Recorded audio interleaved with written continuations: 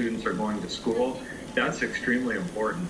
And I guess the message I would like to put out there to the general public is, take a minute and shoot your school administrator an email or a phone call or a text, and teachers as far as that goes, and school board members, and just, prop them up a little bit and just let them know how much they're appreciated for what they're trying to do in these extremely trying times.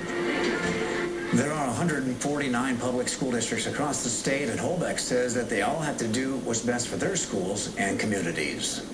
Well, Brookings, Sioux Falls, Mitchell, and Huron have passed mask mandates, and Rapid City is considering one. Governor Kristi Noem still calls it making a personal choice. Governor Noem says out of 41 states that have mask mandates, 39 of them are still seeing a rise in COVID-19 cases. Some have said that my refusal to mandate masks is the reason why our cases are rising here in the state of South Dakota, and that is not true. The South Dakota State Medical Association has called for a statewide mask mandate to stop the spread of COVID-19. Governor Noem disputes COVID-19 trackers that show South Dakota is among the highest number of cases per capita in the nation. According to Johns Hopkins, the 7-day average positivity rate for South Dakota is 56.3%. Well, if someone in your house tests positive for COVID-19, you may not need to leave home to get tested yourself. This week, the state will start offering saliva tests for close contacts who live in the same household. The state will give you a code so you can go online and order your test. When it arrives in the mail, you set up a Zoom call, take the test, and mail it in. South Dakota Secretary of Health says that you should have the results within 24 hours. Numerous companies have announced promising preliminary results of their COVID-19 vaccine studies. However, a Sioux Falls doctor says people still need to practice mitigating strategies when the vaccine is first released, because not everyone will receive the vaccination right away. The problem is that we're not going to have widespread vaccine available into the broad population for a number of months.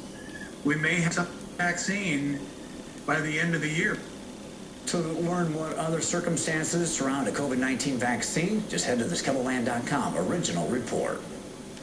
Well, let's turn to weather, where there are some good news and things to celebrate, Adam. It is gorgeous day. Now let's look at what's going to be happening tomorrow. Temperatures in the 30s. It's not a lot cooler than it is right now, and going into...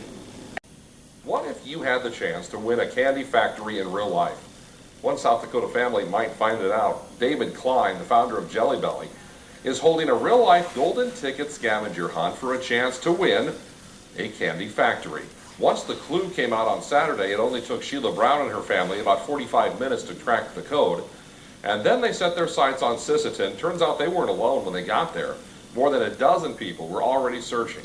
Now, there was a rumor that the ticket had already been found in the area, but they decided to keep looking anyway. So the kids were playing on this Army tank. We had young ones running around, and we just started searching, and it ended up being in one of the very first spots we looked at when we got there, so we didn't find it for like an hour and a half later, so anybody could have found it, and it was luck. This whole search was a family affair. They even had people bound for Belle Fourche. Brown said cracking the code might have actually been more fun than finding the ticket, but they are keeping their eyes on the prize. Of course, we hope we win.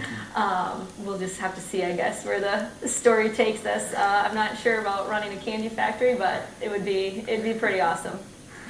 There are still golden ticket searches going on in more than a dozen states right now. Once that is complete, the contest will then move to a nationwide search. Lots of fun. Next in sports, with the first pick, the Minnesota Timberwolves have the #1 pick in tonight's NBA draft. See and hear from their top pick after the break. Keep your eyes on the monster Angus. This is a drafted stash, and a guy who I really like his long-term potential. 6'7" playmaker. He can play on the ball. Belgium takes the 2-1 lead. Let's skip ahead to the 69th minute.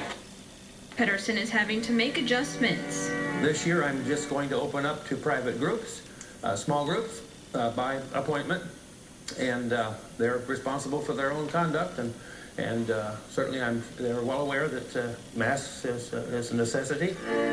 He wants to keep the Christmas spirit alive, especially during these unprecedented times. As people gather together and begin to sing and all of a sudden you develop a real tightness and a sense of community in this little place. And I see a lot of tears. In fact, it touches a lot of people's hearts. So my joy is to try to give the gift that keeps on giving as long as I'm able. Karen Croteville is Pedersen's cousin. She was coming to Nora's store long before Mike started the tradition. Growing up just a mile and a half from here, we walked by here when we walked to Nora's school, or Nora's school up the hill, but it was a pretty place because they had some groceries. And I recall that in the center here they had a big stand that had bread on and rolls and things like that, and all the canned goods were along the back here. She's continued to come here over the years to take part in the holiday tradition. I bring all kinds of people here from my family, my grandkids, and tell everybody about, have you been to Nora for Christmas? You have to go to Nora for Christmas. She says even though this year will look different, she encourages people to consider coming out in small groups. Bring some of your family, some of your cousins, a couple of your neighbors, whatever it might be. And it still is possible to come because it's very important. To me, it's like Christmas isn't Christmas until we've been to Nora. When I started 30 years ago, they were little kids. Now they're married and bringing their children, so there's a tradition there. And while he knows this year's tradition will be different, he looks forward to making the most of it this holiday season. I think the thing that we most missed here this year is a sense of community. I mean, you come in here as total strangers, people, And like one lady, she says, you come in as a stranger and you go away as a friend. I mean, we meet people, so the camaraderie is going to be it will be a missed thing. But, it is what it is, and life goes on, and we have to make the best of it. With Eye on Keloland, I'm Sarah McDonald.